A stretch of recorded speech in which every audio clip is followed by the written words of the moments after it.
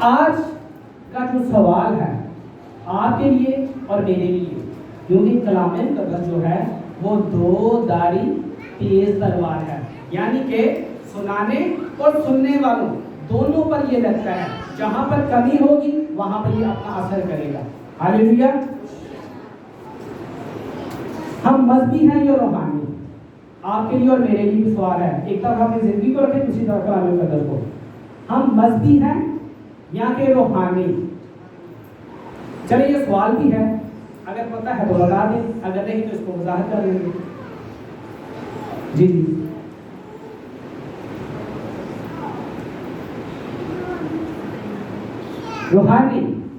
روحانی ہونے کے ساتھ ساتھ پھر ہمیں اس کی ڈیفینیشن میں بھی چلے جانا پڑے گا کہ روحانی ہے تو روحانیت جیسی ہمارے اندر باتیں بھی ہیں، روحانی جیسی ہمارے اندر باتیں بھی ہیں، یا صرف ایک اپنے نام کے آگے چٹ لگا دی ہے، قمر مسیح، بھائی دلدار مسیح، شرون مسیح، اس طرح کے چٹ لگانے سے ہم مسیحی کہہ سکتے ہیں لیکن اندر سے نہیں ہو سکتے۔ ہاللیلویا۔ کیونکہ مذہبی، اگر ہم اسی سوال کو حل کریں تو یہ 30 سیکنڈ کے اندر بھی حل ہو جائے گا، اور اگر اس کی ڈیفینیشن میں چلے جائیں، باریکی میں چلے جائیں تو آدھا گھنٹہ۔ اب آپ مجھے بتائیے گا کہ آپ تھوڑا سا کھانا کھا کے پیٹ بھر جاتا ہے یا کہ فل پلیٹ بھر کے کھانا کھاتے ہیں؟ پیٹ بھر کے کھانا کھاتے ہیں۔ چلیں ٹھیک ہے، آج کا جو سوال ہے وہ ہے مذہبی اور روحانی۔ ہمیں کلام مقدس سے یہ بات سیکھنے کو ملے گی۔ بزرگ پولس رسول کا سب سے پہلے نام کیا تھا؟ اور ساؤل کیا تھا؟ ایک جابر شخص۔ جب اس کا نام ساؤل تھا تب وہ مذہبی تھا۔ کیا تھا؟ مذہبی، شریعت پہ چلنے والا۔ میری آواز آپ کو صحیح سمجھ آ رہی ہے؟ گونج تو نہیں رہی؟ صحیح آ رہی ہے؟ جب وہ ساؤل تھا تو کیا تھا؟ کیا تھا؟ شریعت پہ چلنے والا، مذہبی تھا نا۔ اسی لیے مسیحیوں کو وہ قتل کرتا تھا، تشدد کرتا تھا، ظلم کرتا تھا، جابر تھا، اور لوگ اس کا نام سن کر ہی خوف زدہ ہو جاتے تھے۔ حوالہ کہیں تو پڑھا دوں؟ کیوں بھائی؟ حوالہ کہیں تو پڑھا دوں؟ رسولوں کے مال میرے ساتھ نکالیں، اس کا 9 باب ہے۔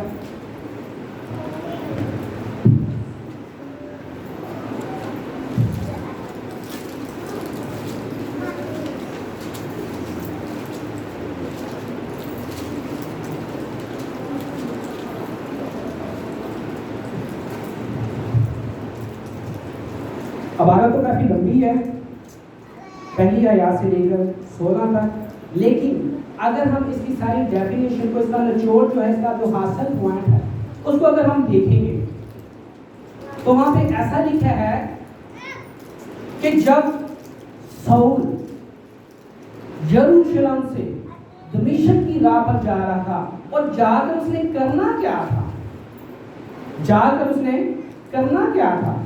اب دیکھیں، میں نے نہ کوئی پیج بنایا ہے، نہ کہیں سے ریڈ کیا ہے، نہ کہیں سے میں لکھ کے لایا ہوں، اور یہ بات مجھے رات کو جب بھائی قمر میسج کر رہے تھے اپنے اسٹوڈنٹ کے ساتھ، تبھی سے مجھے بات ملی۔ حالانکہ میسج میرے اندر بہت چل رہے تھے، لیکن میں نہیں اس میں سے سلیکشن کرنا مشکل ہو گئی تھی کہ میں کون سا اس میں سے چنوں، کون سا آپ کی ضرورت ہے یہ، لیکن فوراً سے گائیڈ ہوا، خدا نے رہنمائی کی کہ یہی ان کے لیے بہتر ہے، کیونکہ کلام جو ہوتا ہے وہ ہم سبوں کی ضرورت کو پورا کرتا ہے۔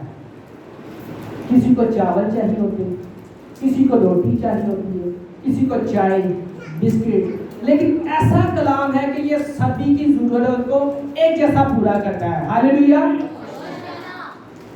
اب دیکھیں، یروشلم سے دمشق کی راہ کے لیے نکل پڑا، اور جب جا رہے ہیں تو دمشق پہنچنے سے ہی پہلے کیا ہوا کہ ایک نور ساؤل کے اوپر چمکا اور وہ گر گیا۔ جب گر گیا تو اس نے پوچھا کہ تو کون ہے؟ اس نے کہا کہ میں خدا ہوں، میں یسوع ہوں. اور یسوع نے آگے سے کیا جواب دیا کہ تو مجھے کیوں ستاتا ہے؟ ایمانداروں کو جب کوئی چھوتا ہے تو کس کو چھوتا ہے؟ یسوع مسیح کی آنکھ کی پتلی کو. جو ایماندار ہے، راست باز ہے، جب کوئی انسان اس کو تنگ کرتا ہے تو کسے تنگ کرتا ہے؟ ڈائریکٹلی یسوع مسیح کو. اسی طرح یسوع نے کہا کہ تو مجھے کیوں ستاتا ہے. اب ساؤل جو تھا وہ حیران ہو گیا، پریشان ہو گیا کہ میں نے کب ان کو ستایا. اب کیا ہوا کہ ان کی آنکھوں کی بینائی چلی گئی. کتنے روز تک؟ 3 دن 3 رات. اس دوران انہوں نے نہ کچھ کھایا اور نہ ہی کچھ پیا. مضبوط تھا وہ شخص، مضبوط تھا. 3 دن تک کچھ کھائے پیے بغیر اس نے وہ یعنی کہ سہن لیا، برداشت کر لیا.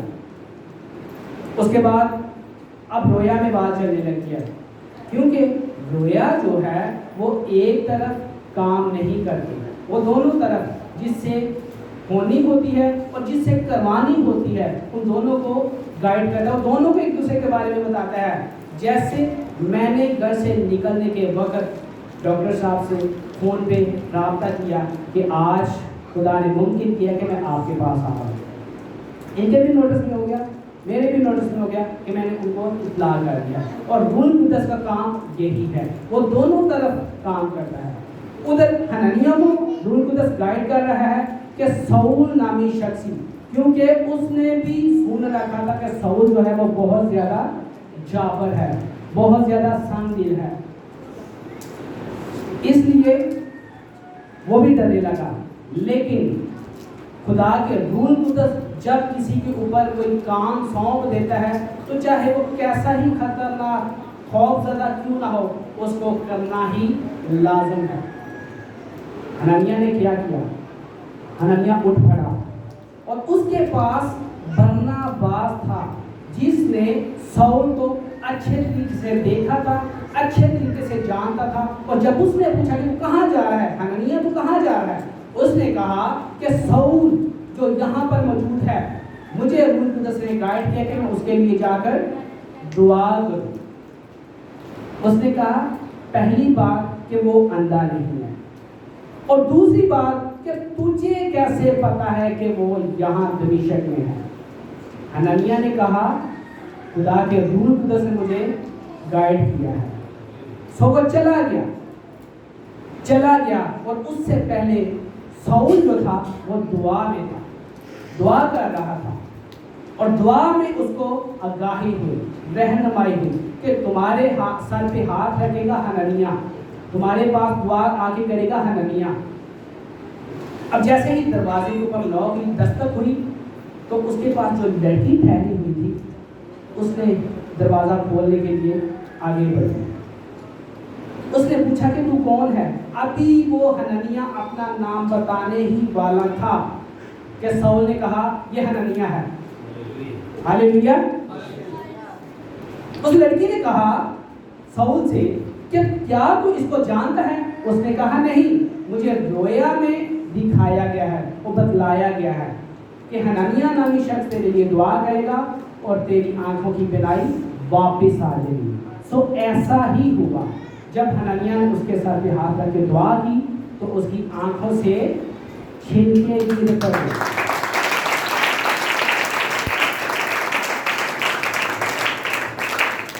اب یہ جو چھلکے ہیں یہ ایک الگ میسج ہے، لیکن اس طرف ہم ابھی نہیں جائیں گے، لیکن چھوٹا سا اس کا کلو میں آپ کو دے دیتا ہوں. چھلکے پرانی زندگی، اپنی مذہبی زندگی کو اس نے اتار پھینکا. 3 دن اور 3 رات جب اس نے کچھ نہ کھایا کچھ نہ پیا تو وہ یہی سوچ میں تھا کہ اب تک میں جو زندگی گزار رہا تھا وہ تو بیکار ہے، وہ تو بے معنی ہے. اگر ہم دیکھیں تو چھوٹا سا ہمیں ایک سبق ملے گا. یہاں پر کوئی بھی بچہ کھڑا ذرا کھڑے ہونا. آپ کی ایج کتنی ہے؟ عمر کتنی ہے؟ عمر کتنی ہے؟ کچھ بتانا ہے؟ 13 سال. آپ اسکول میں جاتے ہو؟ اسکول نہیں جاتے؟ اچھا اسکول نہیں جاتے. اگر آپ اسکول جاؤ بھی، اگر آپ کا نام وہاں پہ درج نہ ہوا، آپ جاؤ یا نہ جاؤ، آپ سے کوئی پوچھے گا؟ نہیں پوچھے گا. کیوں؟ کیونکہ آپ کا وہاں پہ نام نہیں درج. اس لیے نہیں پوچھیں گے کیونکہ آپ کا نام وہاں پہ داخل ہوا ہی نہیں ہوا. بیٹھے کیونکہ جس کا نام درج ہوا ہوگا اسی سے پوچھ ہوگی، اسی سے پوچھیں گے ہاں بھائی تو نے اتنی چھٹیاں کی ہیں، کیوں کی ہیں، کہاں کی ہیں، کس وجہ سے کی ہیں. ساؤل بھی اپنی زندگی پہ ماتم کرتا رہا کہ میں نے جتنی پچھلے زندگی گزارتی بے فائدہ بے معنی تھی. اب اسے اپنی صحیح زندگی کے معنی پتہ چلنا شروع ہو. تو اس نے کیا کیا کہ اپنے گناہوں پہ ماتم کیا اور اس کی جو زندگی تھی پرانی گناہ آلودہ زندگی جو تھی اس نے اتار پھینکی. رو رو کے دعا کرنے کے بعد اس کے جو چھلکے تھے وہ آنکھوں سے گر پڑے. تو اس نے کیا کیا؟ اس نے پوچھا، پھر حنانیہ سے پوچھا کہ جو لوگ اس کے نام کی گواہی دینے کے لیے شروع ہوتے ہیں ان کو کیا کرنا پڑتا ہے. اس نے کہا بپتسمہ. اس نے کہا مجھے بپتسمہ دو. کیا کرو؟ بپتسمہ دو. بپتسمہ کس لیے دو؟ بپتسمہ کس لیے دو؟ آج اگر ہم دیکھیں نا، اگر کسی کو کہہ دینا کہ توبہ کرو، پہلے نمبر پہ تو توبہ وہ شخص کرتا ہے جو گناہوں سے، بیماریوں میں دوا ہو. وہ صرف بیماریوں سے چھٹکارا پانے کے لیے بپتسمہ لیتا ہے. دوسری بات، جو غربت کی زندگی گزار رہا ہوتا ہے وہ کہتا ہے کہ میں بپتسمہ لوں گا مجھے شاید ڈالر آنا شروع ہو جائیں گے. ہماری ایک فیملی تھی اسلام آباد میں اور کاموں کی آئے، انہوں نے کہا والد صاحب سے کہ بھائی جی سانو بپتسمہ دو، کیونکہ ان کے اوپر کافی زیادہ قرضہ جو تھا، قرضے کے نیچے وہ دب چکے تھے. تو انہوں نے کہا کہ ہمیں بپتسمہ دو. ابو نے کہا کہ کیا آپ توبہ بپتسمہ اس لیے لینا چاہتے ہیں کہ آپ کے گھر میں پیسوں کی بارش ہونا شروع ہو جائے یا کہ آپ کے قرضے اتر جائیں؟ ان کے مائنڈ میں سوچ میں کچھ ایسا ہی چل رہا تھا. چلو انہوں نے بپتسمہ لے لیا، توبہ کر لی. کچھ ہفتے نے دن گزرے تو ان کے اوپر مصیبت بڑھنا شروع ہو گئی.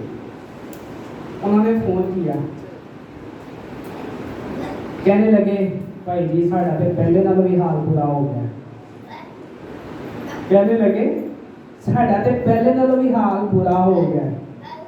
اب یہ دیکھیں کہ کیا یہ واقعی سچ ہے؟ ایسا ہی ہے؟ توبہ کرنے کے بعد مشکلات بڑھتی ہیں نہ کہ کم ہو. یہاں پر آگے لکھا ہے 16ویں آیت میں، پڑھ لیں جس نے نکال لیا پڑھ لیں. رسولوں کے مال 9 باب اس کی 16 آیت پڑھ لیں. اور میں اسے جتاؤں گا کہ اسے میرے نام کی خاطر کس قدر دکھ اٹھانا پڑے گا. آمین. کس کی خاطر؟ یسوع کی خاطر دکھ اٹھانا پڑے گا. اور بزرگ پولس رسول کہتے ہیں کہ یہ جو خدمت ہے، اگر کوئی کہے کہ یہ بہت آسان ہے تو اس کے لیے نہایت ہی یہ بات غلط ہے. اکثر لوگ کہتے ہیں کوئی کام نہ ملا یار پادری نہ ملے، بائبل لے کے چلو گھر کا چندہ نہیں ملے گا. خدمت کرنا کانٹوں کی سیج کے اوپر چلنا ہے. خدمت کرنا اتنا مشکل ہے کہ کانٹوں کی سیج کے اوپر چلنا ہے. میں نے شروع میں آپ کو ایک بات بتائی کہ ایک کانٹا چھوٹا سا ہلکا سا میرے پاؤں میں لگا تو مجھے اس کی 2 دن تک تکلیف پاؤں میں سے ختم نہیں ہوئی. تو یہ تو مسلسل کانٹے کیسے چھوٹتے ہیں؟ کلیسیا میں سے کئی طرح کے لوگ ہوتے ہیں جو خادم کو برا بلا نفرتی باتیں کہتے رہتے ہیں. وہ باتیں خادم نے سہنی ہوتی ہے، اپنی ذات کے اوپر لینی ہوتی ہے، برداشت کرنا. توبہ کا مطلب برداشت کرنا، اپنی خودی کا انکار کرنا. جب ہم اپنی خودی کا انکار کرتے ہیں تو بھی توبہ کی طرف بڑھتے ہیں.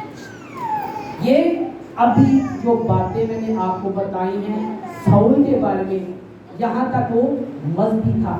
جیسے ہی اس نے اپنی زندگی کو چینج کیا، کیا ہوا؟ کیا بن گیا؟ روحانی. اب روحانی شخص کیا ہے؟ روحانی شخص کیا ہے؟ اب دیکھیں غلطیوں میں چلے جائیں تو اس کے 2 باب اور اس کی 20 آیت میں یہ لکھا ہے. چلو نکال لو، پڑھ آپ کو نوٹ بھی ہو جائے گا اور آپ کے ذہن میں وہ بات بھی بیٹھ جائے گی. غلطیوں کے نام بزرگ پولس رسول کا خط ہے اور اس کا 2 باب اور اس کی 20 آیت ہے.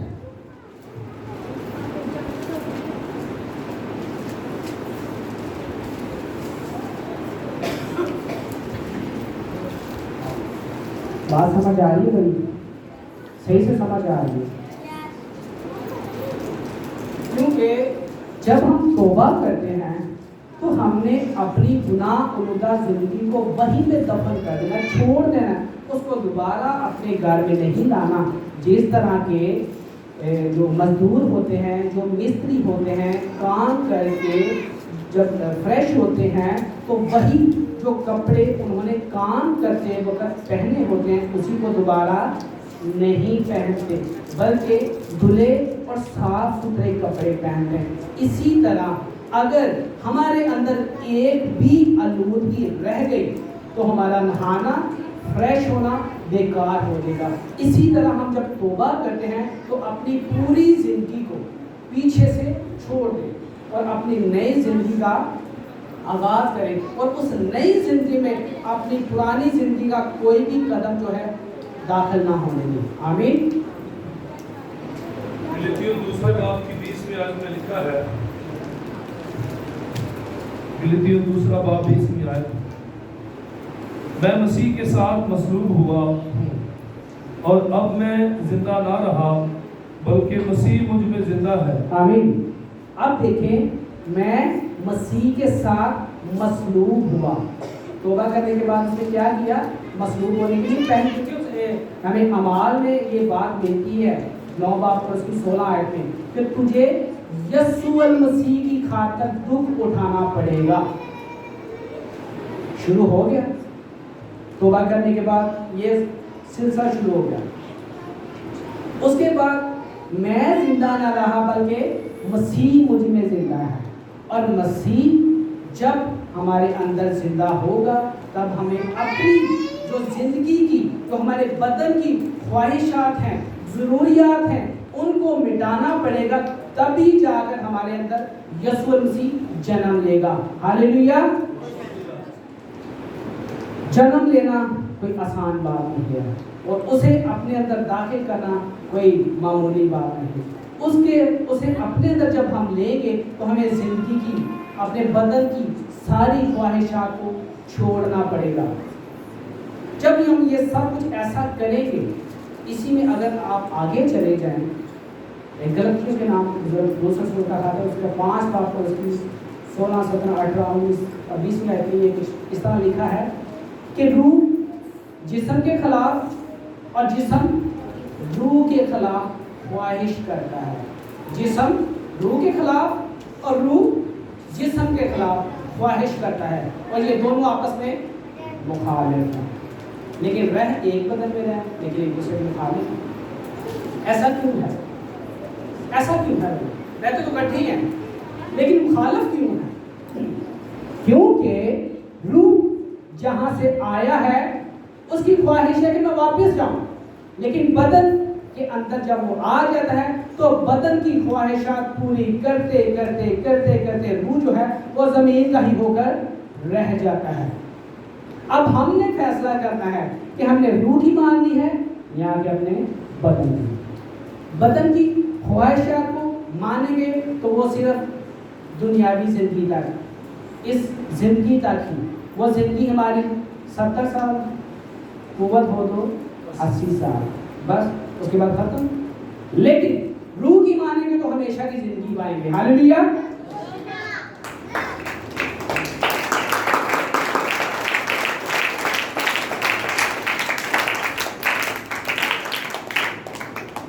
آپ میں سے ہم سبھی اپنی زندگیوں پر غور کریں کہ جب ہم انسان تو ہیں لیکن ہمارے اندر جب روح القدس آ جاتا ہے تو ہم انسان تو رہیں گے لیکن خدا کے لیے، اگر ہم خدا کے لیے جئیں گے تو اس جیسے وصف بھی ہمارے اندر ہوں گے. جیسے خدا کا بندہ بزرگ پولس ہو جاتا ہے کہ تم مسیح کا بتائیے گا،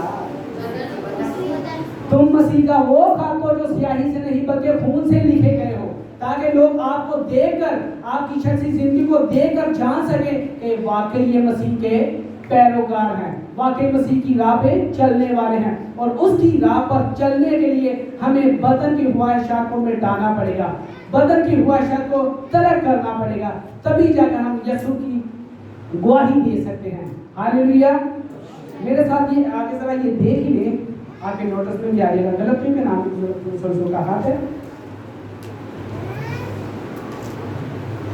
اس کا 5 باب ہے،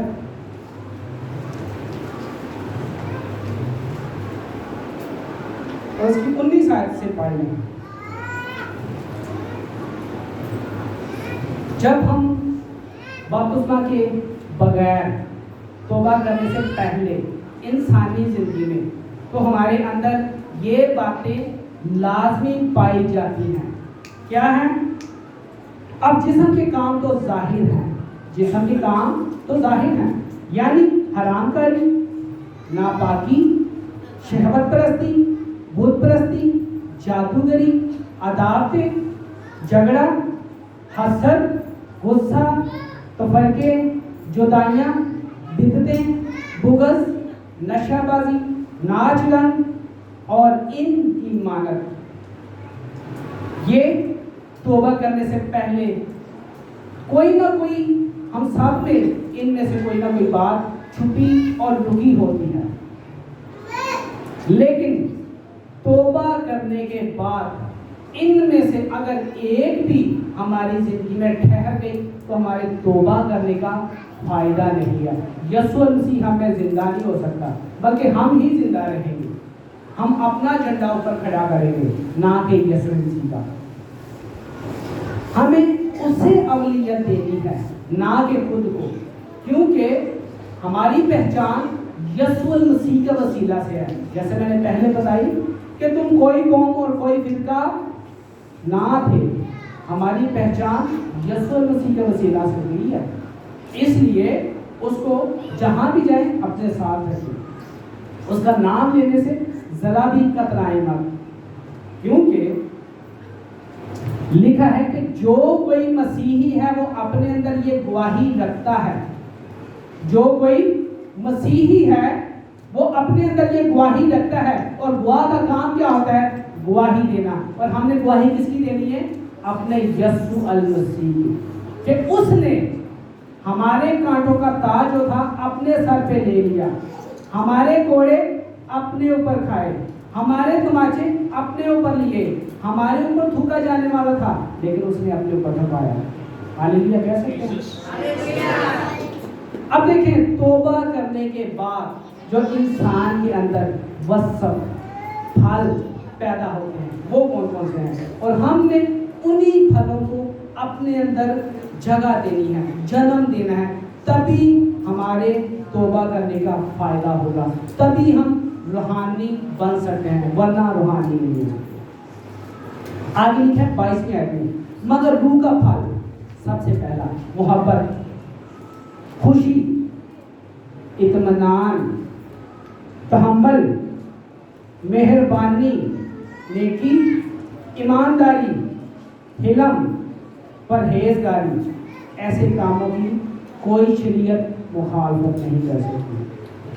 جب یہ وصف ہمارے اندر آ جائیں گے تو ہم مکمل طور پر روحانی بن جائیں گے. اور یہ وصف اپنے اندر لانے کے لیے ہم نے بدنی خواہشات کو مٹانا پڑے گا، ختم کرنا پڑے گا، مارنا پڑے گا. تب جا کر ہمارے اندر یسوع زندہ ہوگا، ورنہ زندہ نہیں ہوگا. کیونکہ ہم یسوع کو نہیں اپنے آپ کو دھوکہ دے رہے ہیں.